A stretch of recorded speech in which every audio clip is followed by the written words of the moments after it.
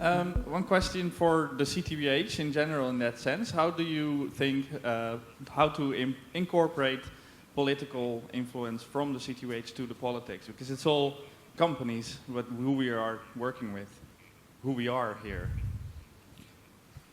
My biggest disappointment this week is there are very few urban planners in the room. So maybe we concentrated on developers too much, but I can tell you that it's virtually impossible to get people from the political realm in this room because of the political climate in China right now. It's impossible. We would have paid for them to come because we want them to hear this message. Because of the clampdown on, kind of perceived corruption and all this, they can't even come if they have the interest. Yeah, I think just this thing about the politicians, it's a tough one. But there's a gentleman here from the city of Toronto. I do think it's a mission that we should have to invite more city planners and city leaders to these events. It's great to see Antony show Mumbai on one of the slides, because we've been hearing in the past few years that tall building is technological advancement, high-end.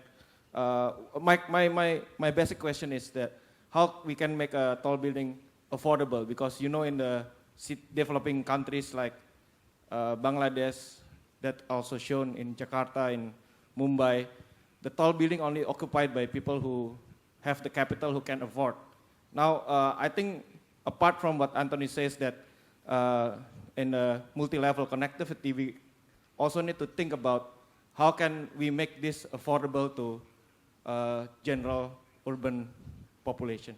When you're talking about mass developments and mass housing, the key to it is actually to go with modular design and use a basic unit which is rather small, say a room, and try and find ways to challenge how you put them together to create the richness in a larger development. We do quite a lot of, we do take challenges like public housing in Singapore, and also actually for Jakarta as well, we are trying to do that now. And I think there are lots of possibilities.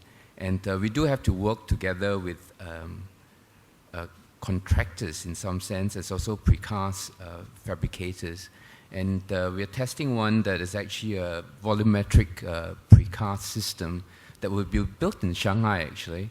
It's a CPEX, which is a Crown Plaza Express hotel rooms, which will be built as almost like a container with interiors all finished, with the facades all finished, and it's also structural as well.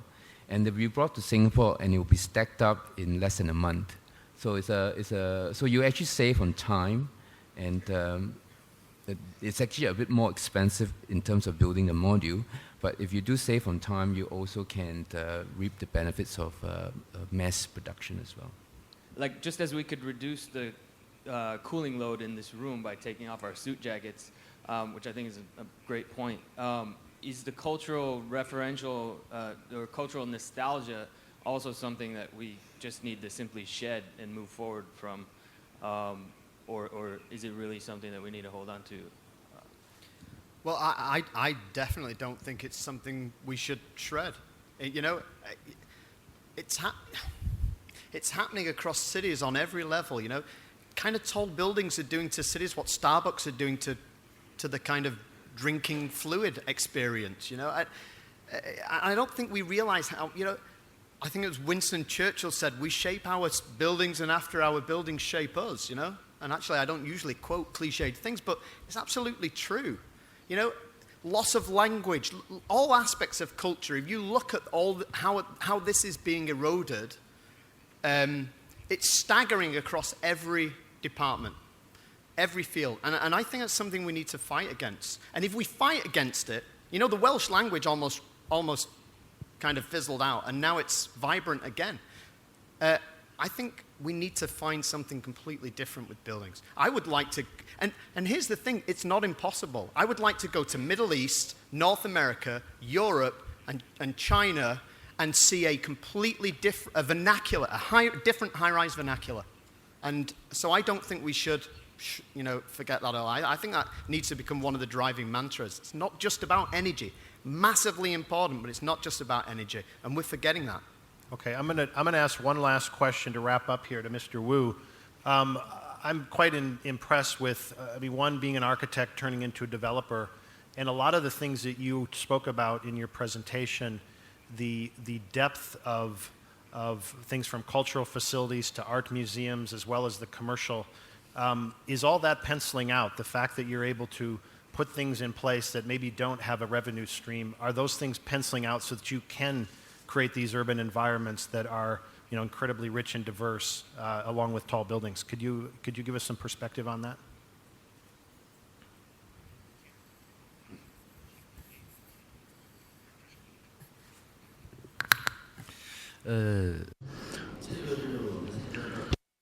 All right.